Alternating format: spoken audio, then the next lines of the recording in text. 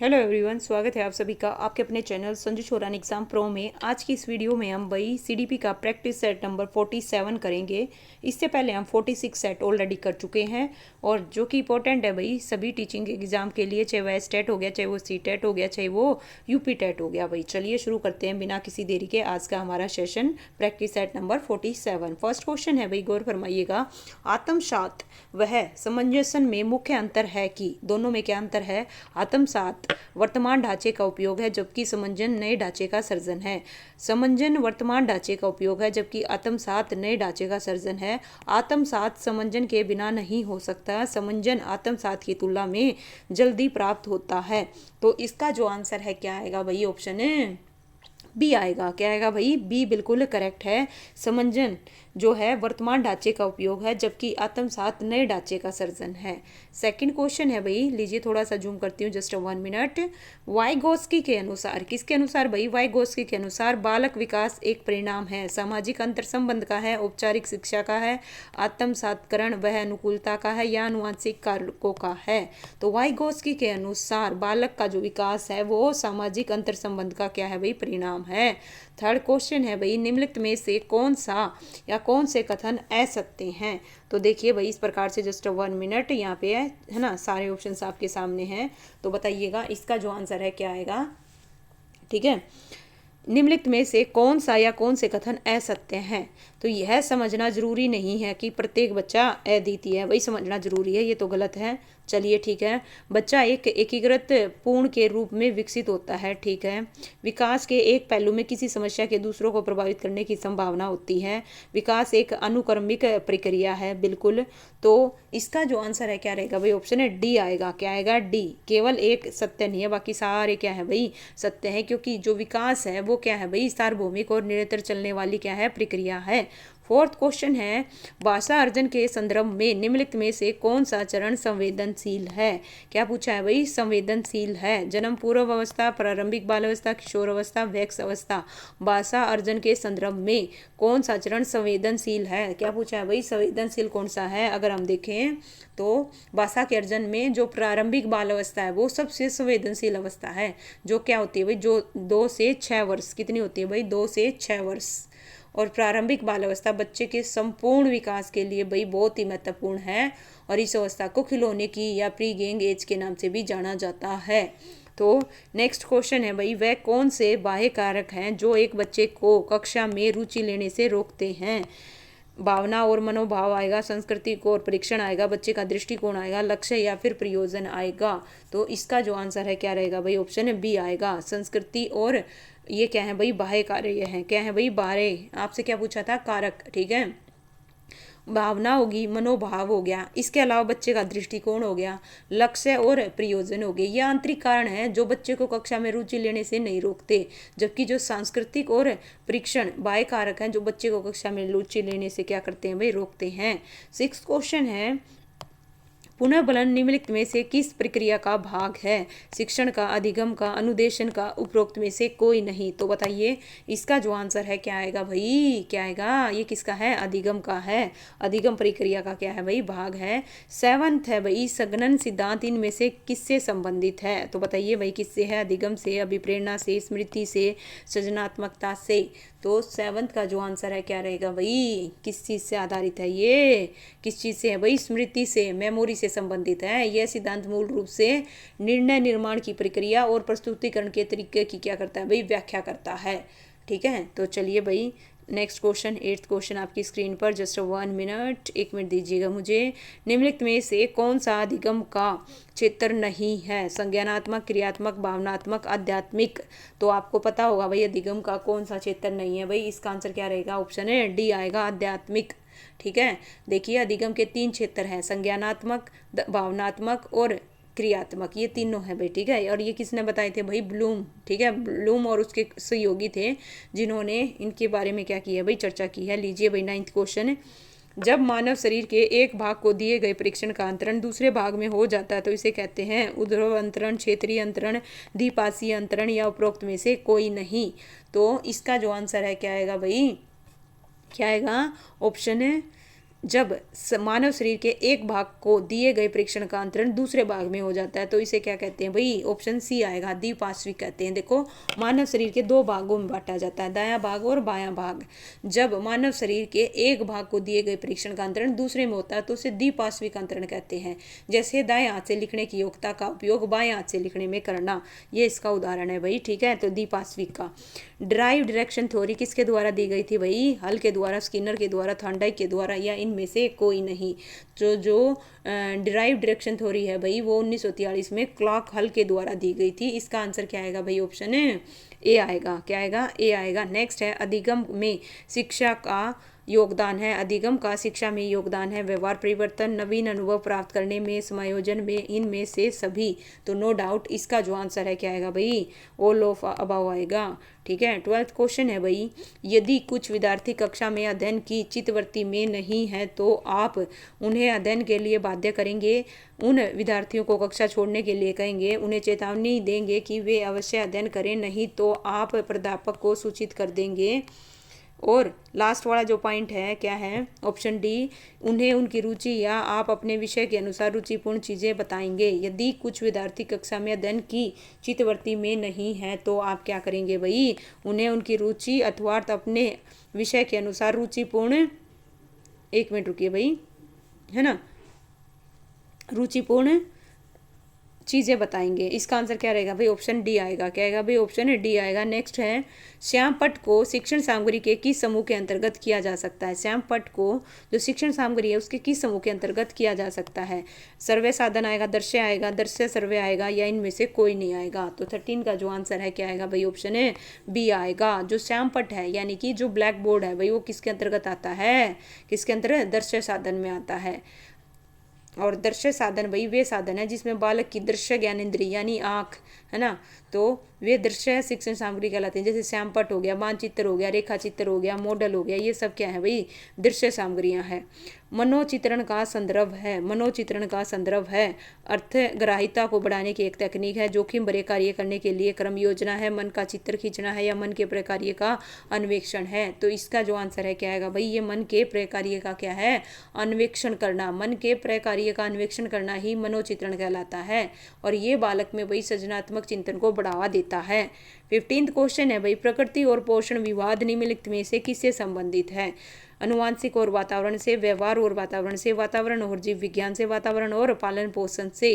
तो प्रकृति और पोषण, ठीक है, प्रकृति और पोषण जो विवाद है भाई वो अनुवांशिक और वातावरण से। इसका आंसर क्या आएगा भाई, ऑप्शन ए आएगा, ठीक है। क्या आएगा, ए आएगा। 16th क्वेश्चन है, पिछड़े बालक ऐसे होते हैं, कैसे होते हैं भाई बताइएगा। पिछड़े बालक ऐसे होते हैं, सीखने की गति धीमी होती है, बुद्धि लब्धि स्तर 80 से 90 होता है, मानसिक रूप से है स्वस्थ, समाजित, उपरोक्त सभी। तो इसका जो आंसर है क्या आएगा भाई, पिछड़े बालक जिनकी गति धीमी हो, बुद्धि लब्धि 80 से 90 हो, है ना, और मानसिक रूप से असमस्त और असमाजित हो, उपरोक्त सभी आएगा। क्या आएगा भाई, उपरोक्त सभी आएगा। नेक्स्ट है 17th क्वेश्चन, एक प्रतिभाशाली बालक की आप मदद कर सकते हैं, कैसे भाई, उस पर अधिक ध्यान देकर, उसे अधिक पुस्तकें देकर, उसे अधिक समय देकर, उसे संबंधित अधिगम अनुभव देकर। तो 17 का जो आंसर है क्या रहेगा भाई, उस पर अधिक ध्यान देकर। ओके, प्रतिभाशाली बालक को एक विशेष प्रकार की शिक्षण पद्धति की भाई आवश्यकता होती है ताकि उनकी समस्याओं को हल किया जा सके, और एक प्रतिभाशाली बालक पर अधिक ध्यान देकर हम उसकी क्या कर सकते हैं भाई, मदद कर सकते हैं। 18th क्वेश्चन है, 13 वर्षीय मोहन 9वीं कक्षा का छात्र है, किसका है भाई, 9वीं कक्षा का छात्र है, ठीक है। उसकी मानसिक आयु 16 है, वह अपने बुद्धि स्कोर के आधार पर किस प्रकार का बच्चा है बताइए, मूर्ख है, प्रतिभावान है, औसत से ऊपर है, या फिर वरिष्ठ है। तो आपको भाई IQ का फार्मूला पता ही होगा, क्या होता है, MA/में क्या होता है भाई, CA/2 में क्या होता है, 100 होता है। तो आप वैल्यू रख दीजिए, निकालिए, 16 बटे में कितना आएगा भाई, 13, गुणा में कितना आएगा, 100 आएगा। तो ये कितना आ जाएगा, समथिंग, इसको सोल्व करेंगे भाई, कटेगा तो पूरा नहीं, लेकिन 123 पॉइंट कितना आ जाएगा, है ना, 07 आ जाएगा। तो ये किसके अंतर्गत आएगा भाई, है ना, टर्मन ने बुद्धि लब्धि की तालिका बताई थी, उसके अकॉर्डिंग देखे तो ये बच्चा आएगा ऑप्शन है डी में, वरिष्ठ में। किस में आएगा भाई, वरिष्ठ यानी कि सुपीरियर में। ओके, इसका आंसर क्या रहेगा भाई, ऑप्शन है डी आएगा। 19th क्वेश्चन है, मनोविश्लेषणात्मक सिद्धांत के अनुसार विसामान्य व्यवहार होने के कारण उनमें सक्रिय अचेतन मन, व्यक्ति की दमित इच्छाएं, इनमें से दोनों और इनमें से कोई नहीं। मनोविश्लेषण सिद्धांत के अनुसार विसामान्य व्यवहार होने के कारण क्या है भाई, बताइए इसका जो आंसर है क्या आएगा भाई। ठीक है, इसका आंसर क्या आएगा, व्यक्ति की दमित इच्छाएं। मनोविश्लेषण सिद्धांत के अनुसार विसमान क्या है भाई, विसामान्य व्यवहार होने का कारण व्यक्ति की दमित इच्छाएं हैं। क्या है भाई, दमित इच्छाएं हैं। इसका आंसर क्या रहेगा भाई, ऑप्शन बी आएगा। क्या आएगा भाई, बी आएगा। नेक्स्ट है मानसिक स्वास्थ्य के नियमों को खोजना। किसको भाई, मानसिक स्वास्थ्य के नियमों को खोजना, उन्हें बनाए रखने का अध्ययन है ना, बनाए रखने अध्ययन का केंद्र बिंदु है। यह कथन किसका है, तो बताइए भाई, एक कथन का क्वेश्चन जरूर आता है ना। सेफर का है, हेडफील्ड का है, ड्राइवर का है ना। ये किसका है भाई, ड्राइवर का है। किसका है भाई, ड्राइवर। इसका जो आंसर है क्या रहेगा भाई, ऑप्शन है सी आएगा। शेषावस्था में बच्चों के क्या है भाई, शेषावस्था में बच्चों के क्रियाकलाप डैश होते हैं, मूल प्रत्यात्मक होते हैं, संरक्षित होते हैं, संज्ञानात्मक या संवेगात्मक। शेषावस्था में जो बच्चों के क्रियाकलाप हैं वो कैसे होते हैं भाई, 21 का जो आंसर है क्या आएगा भाई, मूल प्रत्यात्मक होते हैं। कैसे होते हैं भाई, मूल प्रत्यात्मक। इस अवस्था में शिशु अपनी मूल प्रवृत्ति के अनुसार ही क्या करता है भाई, व्यवहार करता है। गुस्सा आने पर रोकर अपनी अभिव्यक्ति देता है और खुश होने पर उसकी अभिव्यक्ति हंसी द्वारा होती है। अतः शेषावस्था में बच्चे की जो क्रियाकलाप है वो किस पर आधारित है, मूल प्रत्यात्मक पर। ठीक है, नेक्स्ट क्वेश्चन है अनुभव द्वारा व्यवहार में परिवर्तन क्या कहलाता है। अनुभव द्वारा व्यवहार में परिवर्तन स्मृति, सीखना, प्रेरणा या फिर चिंतन। तो इसका जो आंसर है क्या आएगा भाई, 22 का ऑप्शन है बी आएगा भाई। ठीक है, क्या आएगा, बी आएगा। अनुभव द्वारा व्यवहार में परिवर्तन है क्या कहलाता है भाई, सीखना। सीखने को क्या बोलते हैं, अधिगम बोलते हैं। ठीक है, नेक्स्ट 23 क्वेश्चन है भाई, इनमें से कौन सा अधिगम के पठार का कारण नहीं है। प्रेरणा की सीमा, विद्यालय का सहयोग, शारीरिक सीमा, ज्ञान की सीमा। तो 23 का जो आंसर है क्या रहेगा भाई, विद्यार्थी का असहयोग। इनमें से अधिगम पठार का क्या नहीं है भाई, क्या नहीं है भाई, कारण नहीं है। बाकी देखिए, बाकी सारे कारण हैं। नेक्स्ट क्वेश्चन है 24, अनुकूलित अनुक्रिया सिद्धांत कौन सा भाई, अनुकूलित अनुक्रिया सिद्धांत किसके अनुकूलन पर बल देता है, तर्क, व्यवहार, चिंतन, अभिप्रेरणा। अनुकूलित अनुक्रिया सिद्धांत भाई किस चीज़ के है ना, किस चीज़ के उस पर देता है भाई, व्यवहार। किसके भाई, व्यवहार के अनुकूलन पर क्या देता है, बल देता है। नेक्स्ट है 25 क्वेश्चन, शिक्षण के कार्य में सम्मिलित है। मूल्यांकन कार्य, उपचार कार्य, निदात्मक कार्य, उपरोक्त सभी। तो अगर हम बात करें शिक्षण के कार्य की तो ये सारे के सारे शामिल हैं भाई। मूल्यांकन कार्य भी, उपचारात्मक भी, निदानात्मक कार्य भी, ये सारे के सारे शामिल हैं। विद्यालय से विद्यार्थियों को भाग जाने का कारण कक्षा शिक्षण में रुचि का अभाव है। विद्यार्थियों में अध्ययन में रुचि का अभाव है। विद्यार्थियों को दंड नहीं देना, समस्याओं के प्रति शिक्षकों की निर्दय अभिवृत्ति। तो विद्यालय से विद्यार्थियों को भाग जाने का जो कारण है वो क्या आएगा भाई, ऑप्शन है डी आएगा, समस्या के प्रति, है ना, समस्या के प्रति शिक्षकों की निर्दयनीय अभिवृत्ति। ये बिल्कुल करेक्ट है भाई। ठीक है, इसके अलावा क्या हो सकते हैं भाई, अगर हम देखें है ना, छात्रों की समस्याओं, ये तो हो ही गया। विद्यालय के वातावरण का अप्रजातंत्रीय स्वरूप आएगा। छात्रों में सुरक्षा की भावना का अभाव आएगा। शिक्षण कार्य का सुचारू रूप से न चलना, ये सब आएगा। 27 है भाई, सहचार्य के नियम, समानता का नियम, वैषम्य का नियम, समीपता का नियम, ये सभी। तो जो सहचार्य के नियम है भाई, ठीक है, सहचार्य का नियम है ना, ऑप्शन डी है भाई, क्या है, ये सभी। ठीक है, ध्यान दीजिएगा, समानता का नियम, सामान्य का शेषम्य का नियम, समीपता का नियम और ये ऑप्शन सभी। तो ये सारे के सारे भाई, ये तीनों किसके हैं भाई, सहचार्य के नियम है। किसके हैं भाई, सहचार्य के नियम है। 28 क्वेश्चन है, स्पीयरमैन 1904 में के अनुसार तर्क करने की योग्यता और समस्या समाधान करने की क्षमता कहलाती है। एस कारक, जी कारक, विशिष्ट बुद्धि, सांस्कृतिक बुद्धि। तो अगर हम बात करें स्पीयरमैन की, किसकी भाई, स्पीयरमैन की, तो स्पीयरमैन ने बुद्धि के दी कारक सिद्धांत का प्रतिपादन किया था। इसमें उन्होंने 2 कारक बताए थे, एक एस कारक और एक जी फैक्टर। और इसका जो आंसर है क्या आएगा भाई, जी फैक्टर आएगा। क्या आएगा भाई, जी फैक्टर आएगा। 29 है, इनमें से कौन सा विस्मृति का कारण नहीं है। सीखने में कमी, स्मरण करने की इच्छा, मानसिक द्वंद्व, सीखने की दोषपूर्ण विधियां।